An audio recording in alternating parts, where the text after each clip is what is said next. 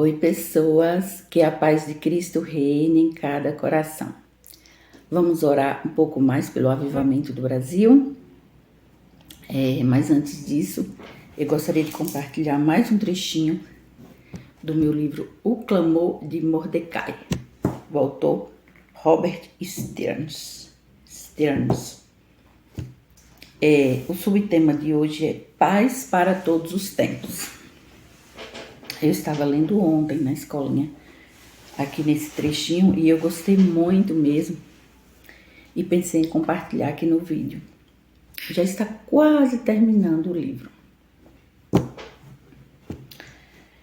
O trechinho diz assim: Paz para todos os tempos.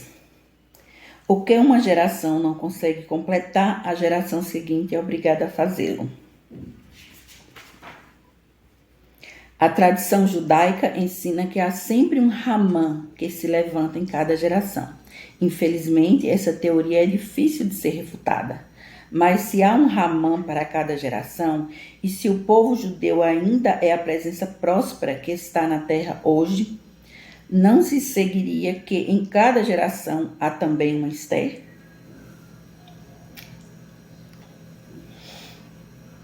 Este livro tem sido dedicado, em grande parte, a honrar a memória dela, mas o meio mais verdadeiro pelo qual podemos demonstrar-lhes nossa admiração é seguindo sua liderança e fazendo as escolhas que elas fariam se estivessem vivas hoje. Não imagino quando a Esther imperial dos nossos dias será revelada. Não imagino quando a Esther imperial dos nossos dias será revelada. Amados, neste ponto será necessário muito mais do que alguns indivíduos isolados para se levantarem pelo reino de Deus, sua paz e sua justiça. Será necessário que todos nós hajamos com grande coragem para ver uma mudança piedosa neste momento. Hoje nós precisamos de uma geração chamada Esther, geração de Esther. Olha, aqui em Irecê agora está assim muito calor e tem muitas moscas, alguns insetos nesse período de calor. Estava frio e o clima mudou assim, de repente, está muito calor agora mesmo. Só um comentário assim que muitas vezes é um barulho assim de mosquito ou de mosca, está acontecendo muito. Eu vou até pedir para Eliomar depois jogar veneno, porque eu acho que incomoda muito o barulho de mosquito. Nos vizinhos também tem cachorro, papagaio, alguns animais, e fica assim esse barulho no fundo, às vezes pode incomodar um pouco o vídeo. Continuando aqui o nosso estudo, ok? Tornando-se uma geração de Esther, é um subtema. Eu o convido a assimilar os 5 rompimentos que Esther experimentou, a fim de seguirmos os passos dela. Como eu me inspiro assim, muito nessa personagem mesmo, eu procuro estudar o que ela fez, o que ela viveu, e eu realmente me inspiro nela. É uma figura feminina, bíblica, que eu admiro demais, a coragem, a justiça dela, né? Como ela agia com justiça e principalmente as estratégias utilizadas por Esther. Eu acho assim, admirável mesmo. E eu me inspiro nela, uma mulher de Deus, que Deus não encontrou nenhum ponto para criticar, para condenar. Ao contrário, Deus estava o tempo todo interagindo com ela, agindo nas entrelinhas. Ela estava em conexão direta, em intimidade profunda com Deus. Então, assim, eu admiro e procuro me inspirar em Esther. Por isso eu quero compartilhar esses 5 pontos aqui, que eu até tem tanto a ver comigo, com você. Tornando-se uma geração de Esther, eu convido a assimilar os 5 rompimentos que Esther experimentou, a fim de seguirmos os passos dela. Número 1, reconheça a realidade. De quem é a realidade com a qual estamos alinhados? Nossa visão de mundo está ligada à visão do único Deus verdadeiro? Devemos cessar de ignorar as sirenes que soam à nossa volta? como tantas pessoas bem intencionadas têm feito em detrimento de si mesmas, devemos libertar-nos de nossos mecanismos de defesa, de distração e de negação, e parar de dizer a nós mesmos que não pode ser tão ruim. Seja contra o que for que nos levantarmos, não chegaremos a nenhum lugar, a menos que fiquemos face a face com a realidade nua e crua. Nos púlpitos e nas salas de oração, nos grupos de jovens e nos estudos bíblicos de senhoras, nas faculdades e nas reuniões de oração de pastores, precisamos deixar de ignorar a presença do elefante. Não nos fará nenhum bem fechar os olhos, os ouvidos e cobrir nossa cabeça. Nós, você, devemos falar alto e em bom tom, frequentemente, honestamente, decisivamente. Falar a verdade, encarar os fatos com coragem, com intrepidez, com ousadia, com confiança em tudo aquilo que o Senhor deposita em nossas mãos, utilizando um instrumento que o próprio Deus confiou a cada um de nós, a cada uma de nós. Número 2, clame. Uma vez que chegamos a um acordo com a realidade como ela é, 1000 coisas concorrerão para atrair a nossa atenção. Seremos tentados a agir à nossa maneira, em nossa própria força, no nosso tempo, do nosso jeito. Mas toda vitória na terra é meramente o reflexo de uma vitória já alcançada nos céus. Muitas vezes a tua história ela já está escrita por Deus, a vitória já está lá. Então você muitas vezes já sabe até o que vai acontecer. Porque Deus escreveu de antemão, usando os seus profetas, usando outras pessoas. Então, se a tua história ela é escrita pelo dedo de Deus e você já sabe o que vai acontecer, você só precisa obedecer o passo a passo até chegar lá. Louvando ao Senhor, glorificando ao Senhor, dando testemunho, mas com a certeza absoluta da vitória. Amém? Devemos humilhar-nos e buscar o Deus do céu que diz: minha casa será chamada casa de oração. Em vez de planejar altos jantares, precisamos começar a pensar em jejuns coletivos. Eu até destaquei a palavra aqui, jejuns coletivos. Eu me lembro que eu falei sobre isso, falando da importância. Muitas vezes eu comentava em alguns estudos e eu me lembro uma vez que o próprio Deus ministrou para mim, para despertar os brasileiros.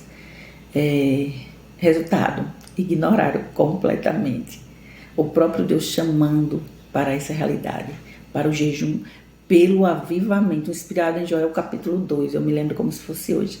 As pessoas ignoraram completamente, continuaram a vida normalmente, como se nada tivesse acontecendo. Então, a maioria das promessas de Deus na Bíblia depende de obediência, gente. Se o povo não obedece, aqueles 40 anos, o povo andando em círculo no deserto, sem chegar à terra prometida.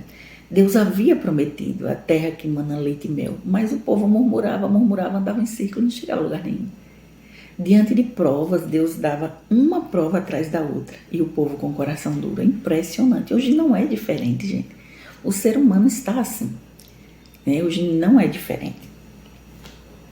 Então, a necessidade de jejum, de oração, de busca sincera, de confissão de pecados, de ler mais a Bíblia, de buscar o Senhor com sinceridade. E muitas vezes a pessoa fala. Os servos de Deus falando: olha, faça um jejum, busque a Deus. E as pessoas discutindo, as pessoas discordando, as pessoas com clima de competição, de carnalidade, querendo fazer a sua própria vontade.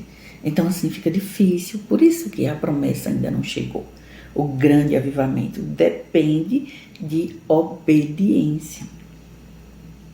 Menos especulação e mais súplicas. Menos teorias e mais lágrimas. Menos teorias e mais lágrimas. Mais sinceridade, mais busca. Se temos orado pelo cancelamento de algum desastre ou nos preparado para enfrentar o sistema do anticristo, é o que está escrito aqui, tá? O sistema do anticristo, que está emergindo na terra, uma coisa é certa: devemos orar e não podemos parar. Amém? O item 3. O item 3 diz assim: determinar nossas convicções. Se uma pessoa de forte convicção moral não é muito valorizada em nossa cultura pós-moderna, mas através do tempo, somente as pessoas que possuíam profunda convicção em que realizaram alguma coisa. Eu já falei aqui no vídeo, eu vou repetir, até hoje na minha vida, eu tenho quase 50 anos de idade, nunca ninguém conseguiu me manipular. Nunca, jamais, ninguém mesmo não conseguiu. Eu nunca aceitei, nem vou aceitar ser manipulada por pessoas. Então, isso aí gera até um certo transtorno, dúvida e até confusão em algumas pessoas. Porque tem gente que diz e pensa, Cléia, mas nada que ninguém fale na Terra, você não acredita e não confia em ninguém? Não é bem assim. Confiança plena, total e absoluta só em meu Deus mesmo. Nas pessoas eu confio até certo ponto, mas com dúvidas, sabe? Já preparada assim, a pessoa pode me decepcionar. Ninguém é perfeito. Então existe sim aquele sentimento, tem pessoas que eu considero mais amizade, que não é exceção de pessoas, mas tem pessoas que eu considero mais, outros menos, e outros eu não considero, sabe? Converso normalmente, aconselho, oro, libero perdão no meu coração, mas eu não considero a ponto de não convidar para vir na minha casa nunca, de não convidar para ir no Ministério Avivar. Porque de fato, de verdade, quando a confiança, que a minha já é assim, eu já desconfio um pouco, quando a confiança desaparece completamente em relação a algumas pessoas, mediante ao comportamento antibíblico demais, né? Sei lá, insistir no erro, pecado terrível, não confessar os pecados a Deus. Então, eu evito a aproximação porque eu me preocupo com a influência. A convivência muito tempo perto, a pessoa acaba se tornando semelhante. Então, apesar de que eu tenho essa firmeza de não me deixar ser manipulada, nunca aconteceu comigo para dizer assim, manipulou completamente. Eu já fui influenciada e percebi isso. Tinha uma pessoa que eu considerava muito amizade, me lembrei agora, e a pessoa falava coisas, eu estava acreditando que era verdade, e agi de uma forma carnal, acreditando na influência daquela pessoa, e depois fui pedir perdão e confessei aquela pessoa que foi prejudicada porque eu estava acreditando naquela outra pessoa. Como a pessoa fazia parte da comunidade Avivar, né, estava bem próximo a mim há muito tempo, quando estava acontecendo o fato, eu não pensei assim, será que a pessoa está mentindo? Não tem como. E parecia ser verdade o fato. Eu não vejo isso como ser manipulada, mas eu fui influenciada de alguma forma. E depois surgiram várias outras situações envolvendo a mesma pessoa, com atitudes de falsidade por parte daquela pessoa. E de alguma forma eu fui prejudicada. E muitas pessoas que eu conheço, porque eu trabalho na área de aconselhamento, já foram prejudicadas por estar pertinho, por estar convivendo, por estar interagindo com pessoas que pensam diferente demais, com pessoas que não conseguem compreender a visão, com pessoas, entende? Então, é por isso a minha cisma. Eu prefiro ter o mínimo possível de amigos próximos, íntimos, do que ter muitos e muitas pessoas falsas no meio, entende? Eu sou muito seletiva mesmo, muito, e eu acho que eu vou continuar sendo assim, muito seletiva mesmo, porque se eu quero agradar a Deus em primeiro lugar na minha vida, eu tenho que ter sabedoria para selecionar as pessoas. Continuando aqui. Quando Esther enfrentou seu momento, ainda que ela determinou suas convicções e decidiu fazer o que Deus estava pedindo que fizesse. Todos nós chegaremos cedo ou tarde a uma linha marcada na areia. Todos nós chegaremos ao nosso momento, ainda que o momento em que verdadeiramente, genuinamente, custar-nos uma tomada de posição e definição de que em quem nós cremos. Nossas verdadeiras convicções residem naquilo que estamos dispostos a fazer e não meramente no que estamos dispostos a professar. Então, o que sua vida diz sobre você? O que o seu testemunho de vida, o que a sua história pessoal diz sobre você? Não me refiro à opinião de A, B ou C. Me refiro o que Deus enxerga em você, os segredos do teu coração, o que Deus já revelou para você, porque Deus te conhece melhor do que você mesmo, é óbvio. O ser humano engana a si mesmo, o ser humano pode enganar a si mesmo e enganar todos ao seu redor, porque o coração do homem é enganoso, mas ninguém engana a Deus. O que Deus já te falou, já confirmou sobre você, essa é a realidade, é a verdade. Porque o inimigo também usa várias pessoas e várias situações para manchar a tua história, para te prejudicar e para causar muita confusão. Porque toda e qualquer situação de batalha espiritual, os espíritos de confusão tentam muito afastar a pessoa de Deus, colocar dúvidas no coração. Isso é mais do que natural em batalha espiritual. Por isso a importância de orar muito e pedir confirmação ao Senhor. Mais de uma confirmação, se for o caso. Você pediu uma confirmação e recebeu e ainda tem dúvida? Ore e peça mais uma confirmação. Deus sempre confirma. O que vem de Deus, Ele confirma. E Ele também ministra paz no coração, confirmando o que vem dEle. Amém? O item 4. Ter uma grande coragem. É importante demais, gente. Ter coragem para falar a verdade nos dias de hoje, para encarar os fatos. Com tanto engano, tanta mentira, tanta perseguição. Realmente não é fácil mesmo. Vivemos dias assim de muito engano, de muita mentira, de muita falsidade, de muita maldade. A maldade está multiplicando no planeta Terra de maneira assim assustadora. Tenha uma grande coragem. É necessário coragem para que você viva um dia típico em sua vida diária. Senão, você pode não estar aplicando suas convicções. Em nossa geração, a coragem se tornou mais um mito do que uma virtude.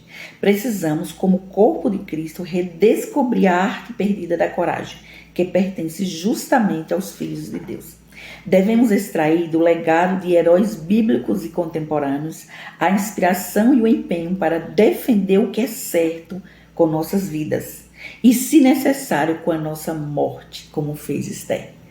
Eu tenho filhos pequenos e sempre questiono o nível de segurança no mundo em que eles estão crescendo. Em vez de permitir que esta preocupação me leve a recuar, contudo, eu me propus a todo dia viver de forma em que o mundo que estou deixando para ele seja aquele que deveria ser. Ou seja, em busca de um mundo melhor para se viver. Item 5, o último, da lista, 5. Receba uma estratégia divina. Parece que esse é o mais interessante. Deus realmente tem um plano. Deus é um Deus extremamente estratégico. Desde o Antigo Testamento, nas batalhas, em que os servos de Deus antes consultavam o Senhor, perguntava a Deus, ele dava estratégia em detalhes. Deus deu detalhes para Noé sobre a arca de Noé. Deus me deu detalhes sobre o projeto Pequena Luz. Mínimos detalhes, mínimos. E Deus dá aos seus servos detalhes sobre muitas coisas. Deus é um Deus assim muito estratégico, extremamente sábio. Ninguém nessa terra tem sabedoria semelhante a Deus, não chega nem aos pés. Se uma pessoa estuda 50 anos, 40 anos, tem 20 diplomas, escreveu 300 livros, ainda assim, a pessoa não sabe nem um terço do que Deus sabe, porque Deus é o Criador dos céus e da terra, é o conhecedor de todas as coisas. Deus disse, haja luz e houve luz. Uma única ordem de Deus muda tudo na terra, se Ele quiser. Deus é todo-poderoso, é soberano e dono de toda sabedoria. Então ninguém aqui na terra pode querer competir com Deus, achando que sabe mais do que Deus. Eu me refiro a, muitas vezes Deus fala, confirma, mostra, e tem gente que acha, não, eu levei a minha vida toda estudando, 30, 40 anos estudando, escrevi 20 livros, eu isso e aquilo. Gente, é louvável. Louvado seja o nome do Senhor pela tua busca, pelos teus canudos, pelo teu estudo. Mas você não pode saber mais do que Deus. Você depende de Deus, entende?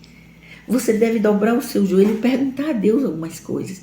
Tem partes na Bíblia que você só vai entender se Deus te revelar. Não é a quantidade de canudo que vai te dizer o significado de um mistério de Deus, de um segredo do coração de Deus. Tem coisas que nós só saberemos se Deus abrir o coração e nos revelar. Entende? A nossa necessidade de ter a sabedoria de Deus, de depender de Deus, de entender que tudo vem dele. Entende? Então ninguém é melhor do que ninguém. Deus distribui os dons conforme lhe apraz. Mas ninguém é melhor do que ninguém. Entende? E você precisa mesmo de Deus. Sem a sabedoria de Deus, você não dá um passo. Você pode conquistar pessoas, arrastar multidões, mas agradar o coração de Deus sem a sabedoria de Deus, sem depender de Deus, sem morrer para o mundo, sem matar o ego, não tem como. Não tem como. Entende? Nós devemos amar as pessoas, respeitar todos, devemos estudar, devemos buscar, mas sempre considerando o fato de que toda sabedoria vem de Deus e ninguém no mundo pode ter mais sabedoria do que Deus, nem pessoas, nem demônios, ninguém. Deus é o mais sábio e estratégico da história da humanidade, da vida. Deus é dono de toda a sabedoria e Ele reivindica para si mesmo o governo do planeta Terra, do mundo. Porque Ele está vendo que nas mãos dos homens o planeta está indo de mal a pior. Essa é a verdade. Tem gente que ainda faz o bem, mas a grande maioria está praticando o mal. Então está difícil demais ser cristão de verdade nesse mundo. Porque as pessoas querem fazer o que é certo, aqueles que temem a Deus. E a quantidade de pessoas ímpias, malvadas, que não temem a Deus se multiplica e tenta prejudicar aqueles que tentam fazer o que é certo. Então Deus decidiu intervir nesse sentido. E Deus exige, Deus quer a teocracia, o governo teocrático. Ou seja, somente Deus pode dar a última palavra nessa história. Porque somente Ele pode verdadeiramente transformar o planeta. Deus não está sonhando só em restaurar e avivar uma cidade, não. Deus pensa no mundo todo. O sonho de Deus é grande porque Deus é grande. Você entende? Continuando aqui, item 5. Receba uma estratégia divina. Se alguém tem falta de sabedoria, peça a Deus que dá liberalmente e sem rejeitar, e assim será dada. Tiago 1,5. Nós estamos nos afogando em boas ideias, mas o que realmente necessitamos é das ideias de Deus, da ideologia de Deus, de entender o pensamento de Deus, do que Deus pretende fazer, de como Ele pretende fazer. Enfim, a ótica de Deus, a opinião de Deus, que quase sempre é contrária aos homens. Quem jamais imaginou que oferecendo um pequeno jantar reverteria um decreto de morte baixado contra toda uma nação? Quem poderia imaginar, hein? Estratégia de Esther, sim, inspirada por Deus. Mas nós servimos a um Deus que tem prazer em cooperar com a sua criação e usar os elementos naturais em nossas mãos para realizar proezas sobrenaturais. Amém? A maior de todas as estratégias de guerra não é concentrarmos no inimigo, mas agradar o nosso rei. Amém, aleluia, Senhor.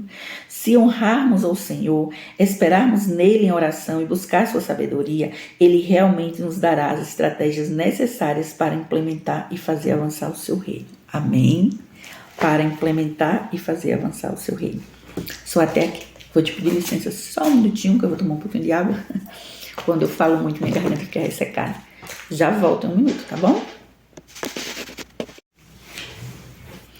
Antes de fazer a nossa oração pelo avivamento, eu quero rapidamente compartilhar um tema que Deus colocou ao meu coração e ministrou assim, para explicar em forma de um texto explicativo. Ele colocou essa palavra no meu coração, registros.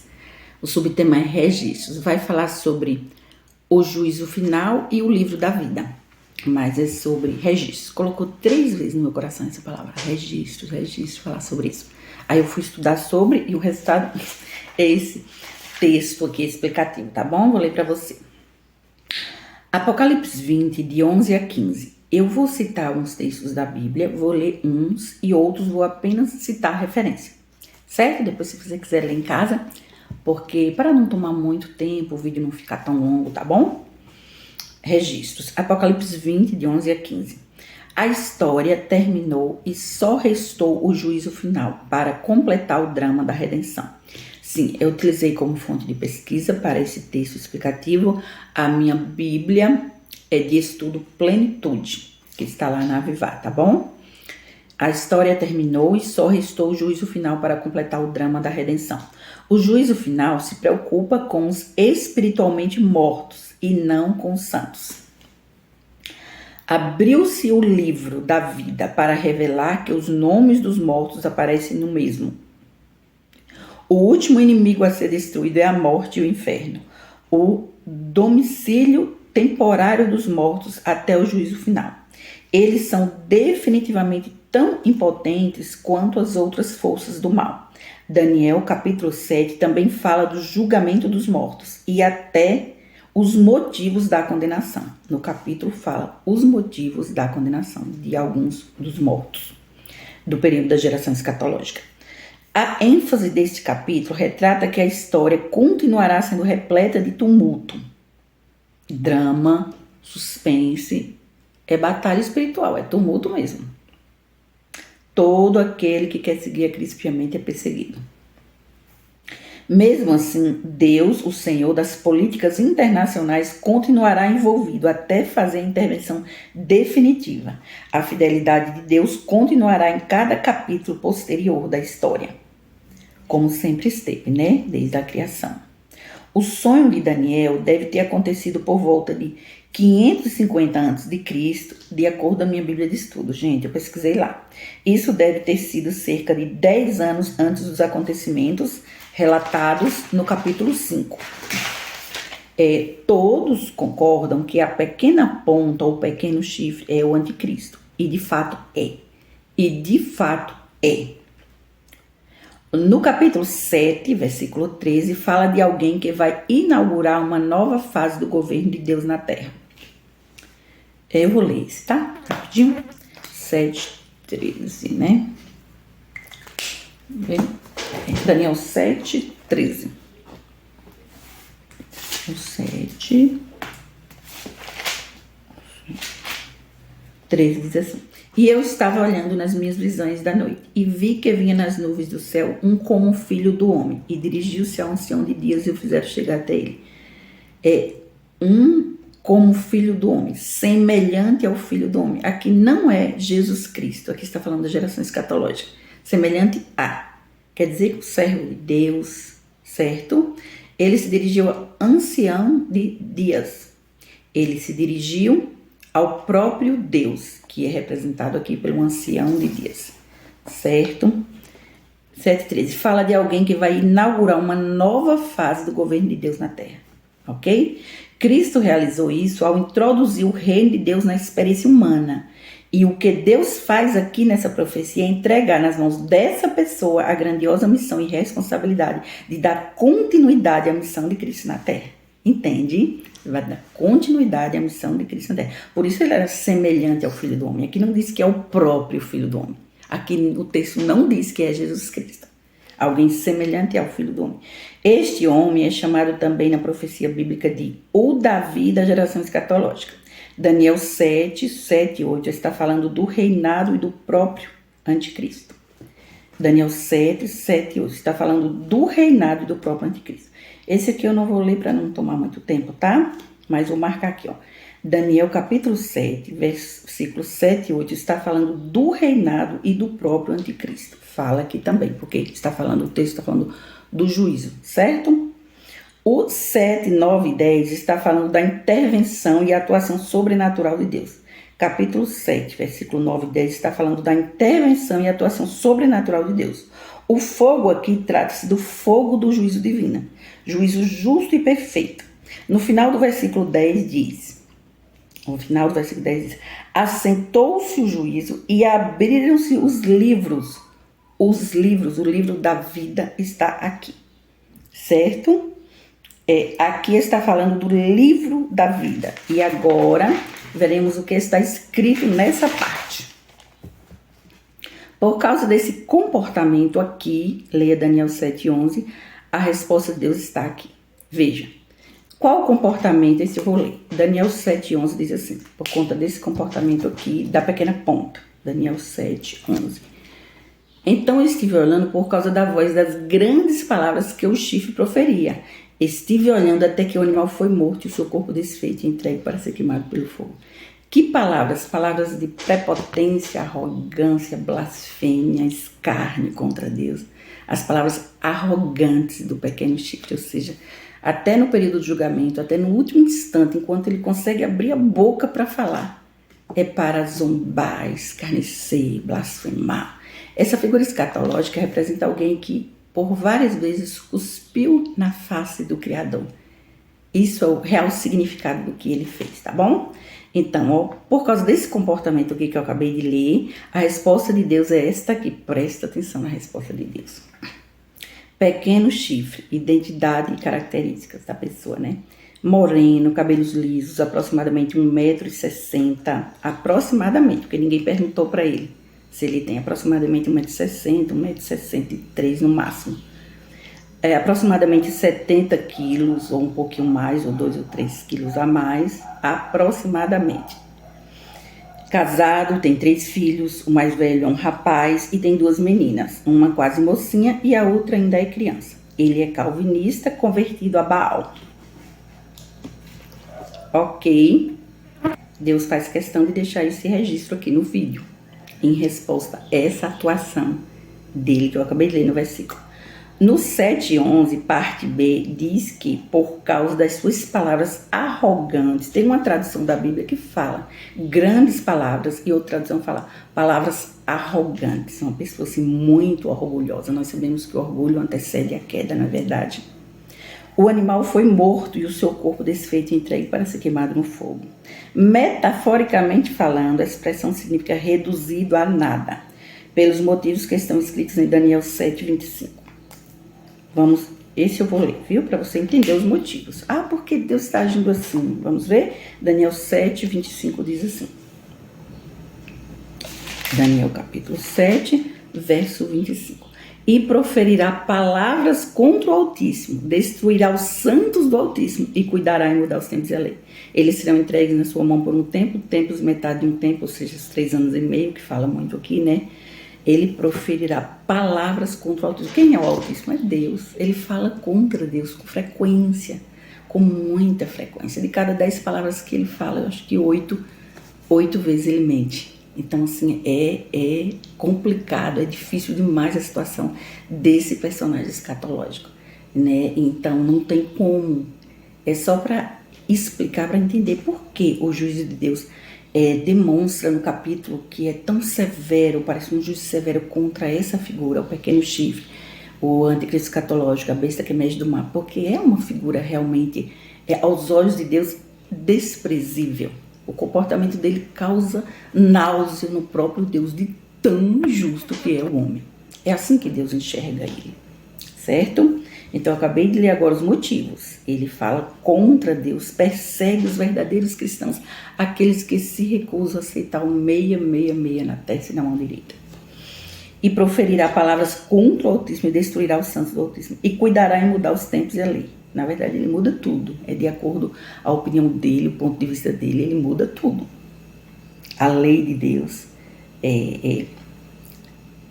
ou seja, ele fala abertamente contra Deus, persegue, humilha e destrói a fé no coração dos cristãos, marcando-os com o seu 666, escravizando-os, modificando o evangelho de Cristo, pregando tudo de forma contrária à verdade. Se faz de vítima, de bonzinho e de inocente. Ele é tirano como Baal, o seu Deus, mas disfarça a sua tirania e a sua capacidade de engano. É sobrenatural. A capacidade de engano do anticristo é sobrenatural. Como ele consegue enganar as pessoas? Parece que hipnotiza. A capacidade de engano é sobrenatural. Ele engana até a si mesmo. Ele é a besta do mar de Apocalipse 13, o iníquo e o filho da perdição de 2 Tessalonicenses capítulo 2.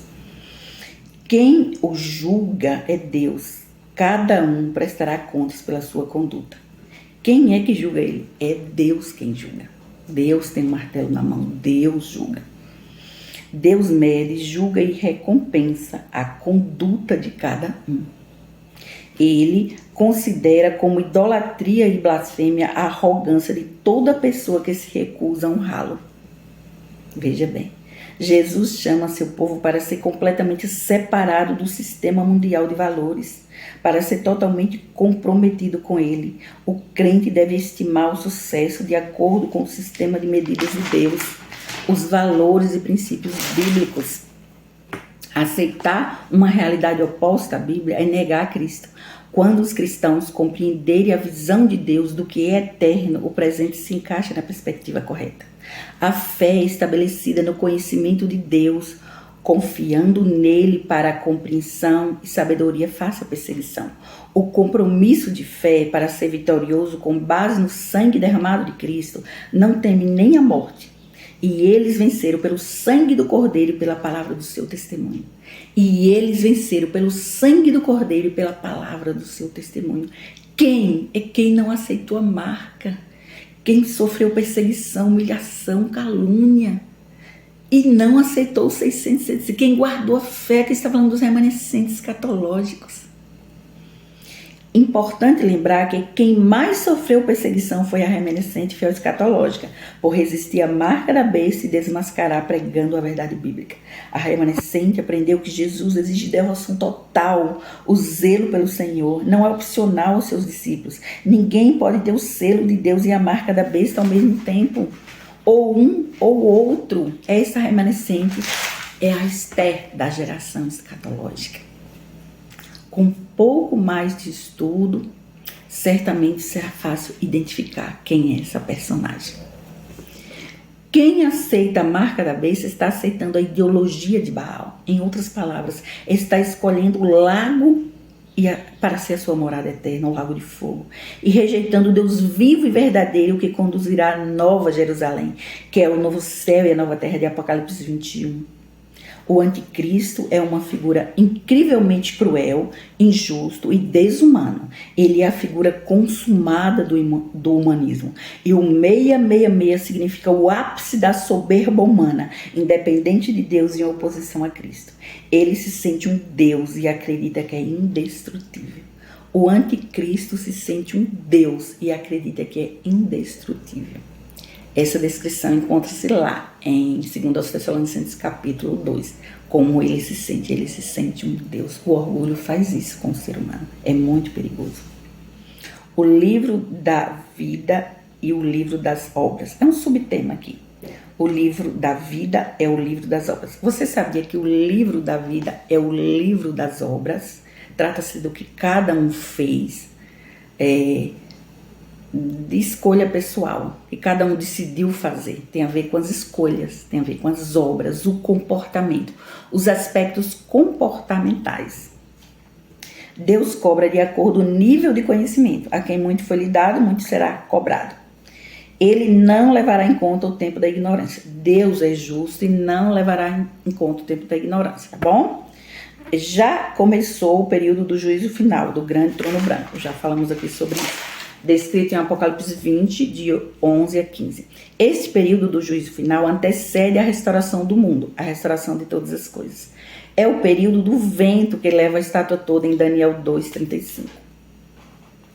Em Daniel 2:35 diz assim: então foi juntamente esmiuçado o ferro, o barro, o cobre, a prata, o ouro, os quais se fizeram como plagana das eiras do estio. O vento os levou e não se achou lugar algum para eles, mas a pedra que feriu a estátua se tornou o grande monte que encheu toda a terra.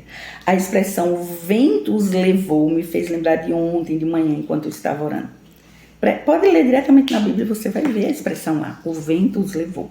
E aí eu estava orando, acordei cedinho, sentei na cama e comecei a orar. E Deus começou a me fazer lembrar dessa parte, o vento os levou. Enquanto eu orava, Deus ia ministrando o seguinte ao meu coração, que Ele vai destruir completamente o sistema de governo humano antes de implantar a pedra. Ou seja, o vento levou significa assim, todo o governo humano. Veja que a estátua toda representa os governos, a história dos governos, né? E a pedra que cai nos pés, ela cresce, cresce, cresce.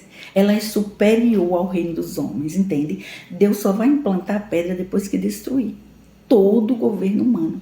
Eu acredito que isso vai demorar muito tempo.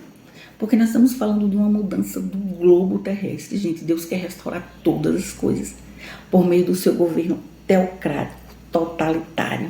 Entende que é a pedra. A restauração só vai começar quando implantar a pedra. A restauração só começa quando implantar essa pedra.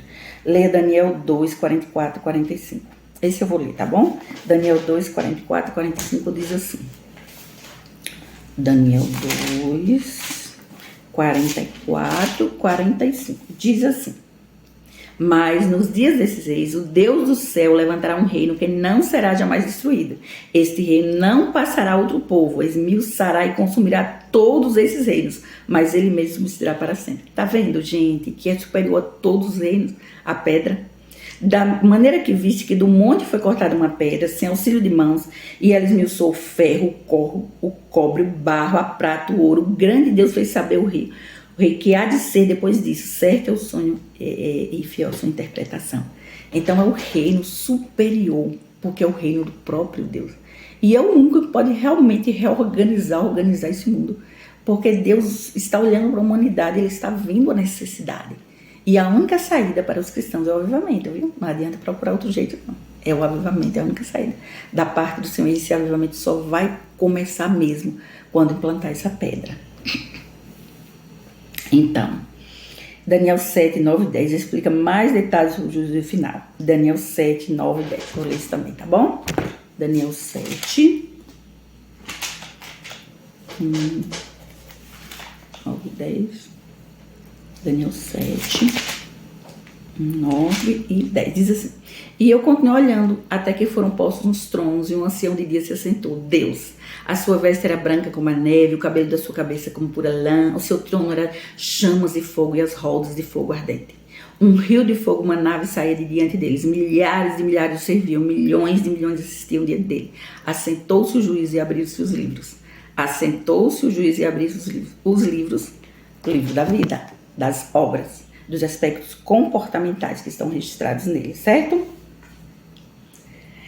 Os santos de Daniel 7,18 são os remanescentes escatológicos habitantes do belo e santo monte. Daniel 7,18 fala de uns santos, certo? Eles são os remanescentes escatológicos habitantes do belo e santo monte, localizado na parte de barro dos pés da estátua, onde é o governo teocrático. A parte de barro é governo teocrático. É o próprio Deus quem luta a favor desse povo, pois já decidiu que vai recomeçar a história por meio deles. Daniel 7, 22. Esse eu vou ler. Daniel 7, 22 diz assim. Daniel 7, 22. Presta atenção aqui, ok? Até que veio o ancião de dias, Deus, e fez justiça aos santos do Altíssimo, aos remanescentes escatológicos, tá? E chegou o tempo em que os santos possuíram o reino. Ou seja, Deus entrega nas mãos dele. Entende? Poder e autoridade na mão direita. Lembra uma vez que eu contei uma experiência que eu tive? Como uma experiência, muita gente duvida, né? Mas eu contei um dos vídeos. Que eu senti uma vez a presença de Jesus na minha frente. Eu não vi, eu não posso desenhar Jesus, mas eu senti real. Quando eu orei assim: Deus, a tua palavra diz, buscar-me-eis e me achareis quando buscar de todo o teu coração. Aquela busca foi tão sincera, tão intensa, do mais profundo da minha alma, que eu estava precisando de uma resposta diante de tudo que eu estava vivendo. Orei chorando. Quando olhei para a escada, que eu morava em um apartamento, eu senti se aproximar de mim, lentamente parar na minha frente. Olha, eu posso falar assim, é um pouco mais alto do que eu, olhava para mim nos olhos e com a mão direita tocou na minha mão direita. Eu senti o toque, a mão na mão. Eu sabia que era Jesus. Eu chorava, olhava para minha frente e percebi o olhar de amor e misericórdia. Durante um tempão eu pensei: meu Deus, o que significa um toque da mão na mão, a mão direita? Hoje Deus me deu discernimento, poder e autoridade. De fato, de verdade, Jesus estava ali na sala da minha casa e tocou com a mão direita na minha mão direita. É a mão que eu escrevo, gente. Que eu escrevi o projeto Pequena Luz todinho com a mão direita. E eu senti o toque da mão na mão. Ninguém consegue explicar uma experiência real quando você mesmo vivencia. Ninguém consegue tirar de você, dizer que é mentira aquilo. Porque só quem vivencia sabe, não é assim? Você tem experiência com Deus? Você já viu algum anjo? Você já teve um sonho profético? Você percebe que muda algo dentro de você? Experiência com Deus mexe com as estruturas emocionais. Não tinha como não chorar. E durante um tempão da minha vida eu questionei, eu orava, eu disse: meu Deus, por que só tocou na mão e não disse nada? Eu senti o toque assim, a mão aberta na minha mão direita, e o toque assim, tocou, não disse nada, olhou nos meus olhos, tirou a mão e depois saiu lentamente de perto de mim. A mão na mão. Lembra daquela promessa? Dará continuidade à missão de Cristo na Terra. Lembra das 12? É incrível demais, gente. Lindo, incrível demais. Continuando aqui. Né? Eu já li o 7:22, né? Quando a história chegar em Daniel 7:27, quando a história chegar em Daniel 7:27, Daniel 7:27, E o reino, o domínio e a majestade dos reinos debaixo de todo o céu serão dados ao povo dos santos do Altíssimo. E o seu reino será um reino eterno. Todos os domínios servirão e lhe obedecerão. Presta atenção, certo? Quando a história chegar em Daniel 7:27, será o momento que a pedra será implantada. A pedra está simbolizada pelo projeto Pequena Luz, trata-se do mesmo livrinho de Apocalipse capítulo 10. É possível perder a salvação. O nome pode ser riscado do livro da vida. Deus rejeitou 2 dos 6 ungidos, certo? Uma vez Deus ministrou o nome de 6 ungidos, e eu até falei em vídeo, porque Deus colocou no meu coração que deveria falar. Deus já rejeitou 2 deles, da mesma forma que aconteceu com Saul. Olha, gente, o Deus de hoje é o mesmo Deus do Antigo Testamento. A Bíblia toda é a palavra de Deus. Então, o Velho e o Novo Testamento se completam em uma história só. Então, Deus é imutável. Ele age semelhante como ele agia no Antigo Testamento. É possível, sim, ele rejeitar quando a pessoa rejeita primeiro. E assim, Deus ministrou o nome dos ungidos, Deus fez propostas de abençoar, Deus fez, entende, Deus estendendo a mão, Deus provando que era ele. E 2 deles agiram assim, segundo o que o próprio Deus deu discernimento, gente, revelou isso. Olha, veja bem, como é essa rejeição? É como aconteceu com Saul. Saul, ele continuou normalmente reinando, mas sem a unção, sem o Espírito Santo desse. Então, Deus ele já retirou o Espírito Santo de 2 da lista dos 6 ungidos. Os outros 4 estão com o Espírito Santo normalmente, mas 2 deles Deus retirou. Repare como foi. Saul continuou reinando sem Deus. Quem desafia Deus, zomba, escarnece, blasfema ou se rebela contra Deus tem o nome riscado do livro da vida e perde a salvação. Isso é gravíssimo, mas Deus me deu discernimento disso, gente. Nós estamos no período da ceia das aves, gente. A ceia das aves é o período em que o próprio Deus convida os urubus, as aves de rapina, para devorar as carnes dos opositores de Deus da batalha do Armagedon. Porque é um período da história que Deus decide intervir para ajudar, para abençoar, para avivar. E se levanta pessoas da esfera religiosa, está cheio de gente da esfera religiosa contra Deus. Então Deus fica tão indignado que decide tomar vingança. Não tem como você jogar uma pedra e espantar os urubus, porque são urubus espirituais, é uma linguagem metafórica, entende? Significa que Deus expõe ao público nomes, segredos do coração. Então Deus envergonha mesmo. A ceia das aves mostra assim, uma derrota muito humilhante e vergonhosa, semelhante aos 10 filhos de Ramã que foram enforcados e depois colocados em praça pública já depois de morto. Isso é um aviso de Deus, tanto lá na história de Esté como na ceia das aves. Deus quer dizer, em outras palavras, não mexa com esse povo, são os meus remanescentes, eu tenho amor e zelo por eles, eu estou provando que eu luto a favor deles. Deus está mostrando isso através da metáfora da ceia das aves.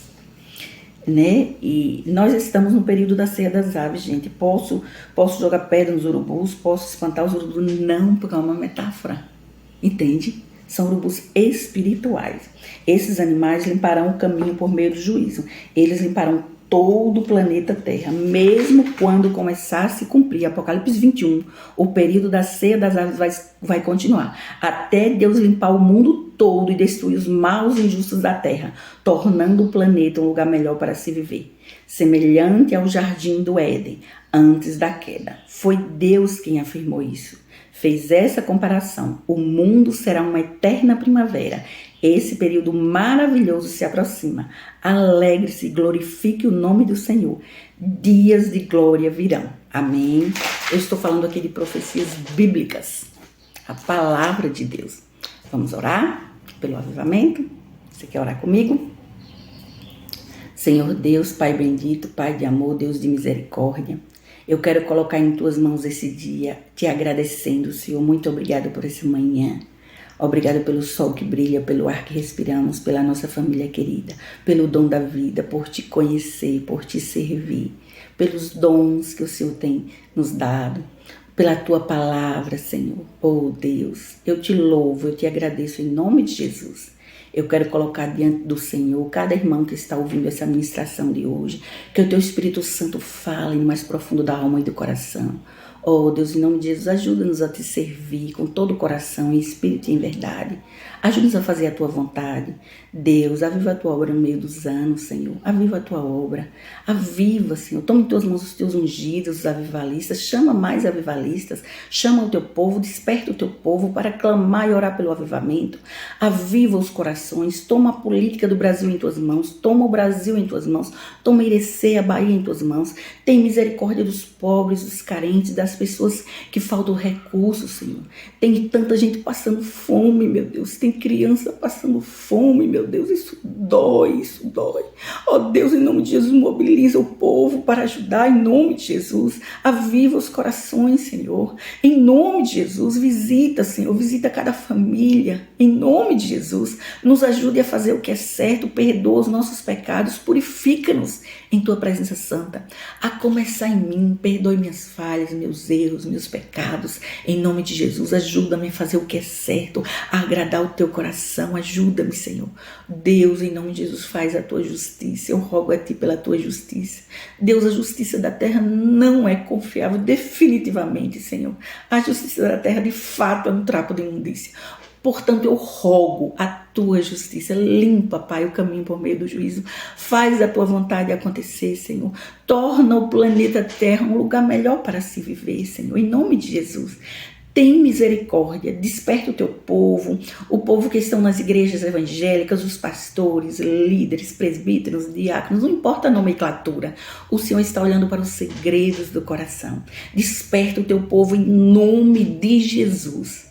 Eu te louvo, eu te agradeço, porque eu sei e sinto que esse avivamento já está próximo.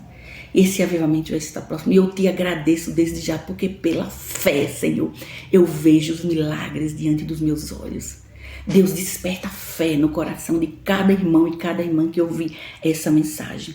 E que cada um possa orar por avivamento, jejuar por avivamento. Em nome de Jesus, amém. Amém. Continue firme em oração. Firme, firme. Incentive o povo a orar pelo avivamento. Amém? Deus te abençoe sempre, sempre, sempre. Você está constantemente nas minhas orações. Pode crer.